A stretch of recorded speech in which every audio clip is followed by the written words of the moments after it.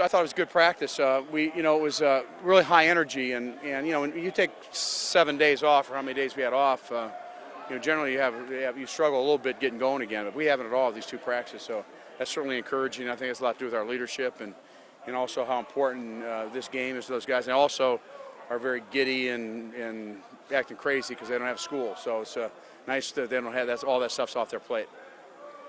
You talked about just a little bit of rust with the passing game. Obviously, I'm sure there was some improvement today. You see that getting better? Yeah, it's normal. You don't take 7-8 days off in that. It's high precision. It's not going to be. So, I think overall we're doing well. I think we're getting our goals taken care of, which I think is good.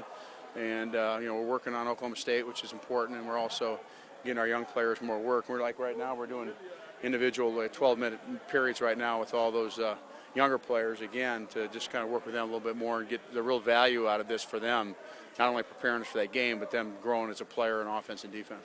At this time of year, you talk about giddiness by the players. Is that a good thing for you? You okay with that? That's normal. It's guys, I don't care if you're 40, 50, 30, you get 25 guys in a room together, they'll do stupid things. So it's, happens at my age too. So.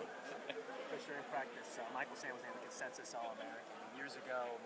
Would you have thought that would have been something, now that... Well, you know what? I think it's a great example. It's a great example of a guy that can take your game to a whole different level. I think it's, I'm going to sit down and talk with him. I've been with him a lot, but really it hasn't been the appropriate time. I'll talk to him a little bit about, asking him some real specifics about things that he might have done different. And generally it's more mental than anything. He's physically about the same player he was a year ago, but mentally he's at a different level. And how he competes, how he prepares, all these other things. I'm going to just spend some time with him a little bit. And it might not be profound. He might just say, I got decided one day I was going to give harder every player, so I don't know what it's going to be. Have you had conversations like that with some of your other All-Americans? What have you kind of learned? Well, you learn for everybody. But he made a pretty dramatic leap.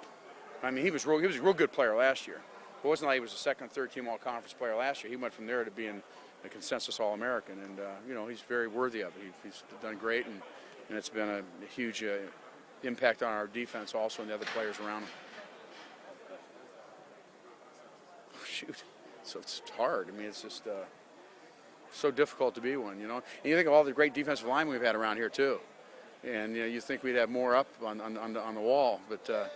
And he's very worthy of it, and it's historic. I think it's the 33rd time in the history of the University of Missouri. That's how difficult it is to think of all the football players who've gone through here in the last 100 years. It's hard to do. Or do you sense your defense is pretty eager to prove that they're better than the last time they were? Well, I think they know they are. I think you have a little pride in who you are and what you're about. I think there's a little bit of that going on.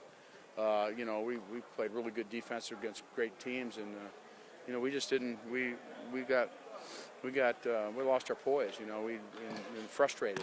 You do that, and usually that doesn't happen to us. But I think we had so much success when they started moving the ball. Now they're good too. They got over 300 yards rushing against Alabama, and Alabama's defensive front is probably the best. Defense total is probably one of the best in the nation. So, it's not like people shutting them down and holding them to 100, 150 yards rushing. But I think they're getting these big bites of yardage. All of a sudden, you start looking around, and go, "What the heck's going on here?" And the learning lesson there is you still, regardless of what's going on, you got to get yourself back focused to play your next play. So there's some real lessons to learn in regards to all that stuff.